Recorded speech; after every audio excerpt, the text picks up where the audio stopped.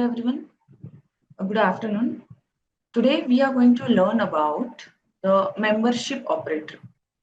Okay, membership operator. Now what is membership operator? Membership operator is a special type of function, special type of operator which is used to check the particular element present in given sequence or not. Okay, this is the simple. Now what is sequence? Sequence is basically the list, we can say, or tuple or set or string or dictionary. Okay, these all are the sequence. So what is membership operator? Membership operator will check the presence of the particular element present in given sequence or not. Okay, so there are two types of membership operator. First one is a in and second one is not in. Okay, now what is in operator? So in operator basically check, both are basically check for member only. So what in operator? if present element, then it gives you true as output, and if not present then it gives false as output. Okay, in operator. What about not in?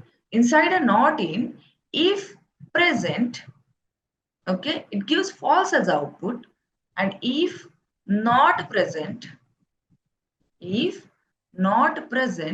then it gives true as an output. Okay, so for example, we can say, for example, what I'm having list equals to, in square bracket, 27598. This is my list. I want to check a particular element is present in list or not, like 5. So I'll check 5 in list. Now if 5 is present over there, we can see here 5. Okay, so it gives you output as a true. Okay, because 5 is over there. If I check 6 in list, so it basically gives you false as output, because 6 is not present inside a list and not in is a vice versa.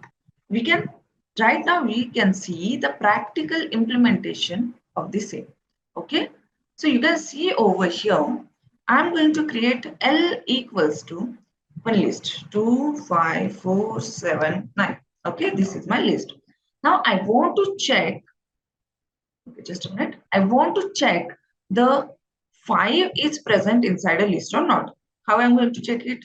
5 in L. Now it gives you true. It means 5 is there inside a L. Okay. Like the same way, if I try to check 3 in list. Okay. Now if 3 is there, then you get true. If 3 is not there, then you get false. So 3 is not present inside this list. That's why we get false. Like this, we can check the same by using not in also. Okay. So we'll check 3 not in L. It means what? 3 is not there in L and the statement is correct. So we get true as output. Okay. And if I check 5 not in L, now 5 is over there, but we are saying that 5 is not there. So it is a false statement. So we get false as an output. Okay, guys? Hope you understand the thing. Thank you.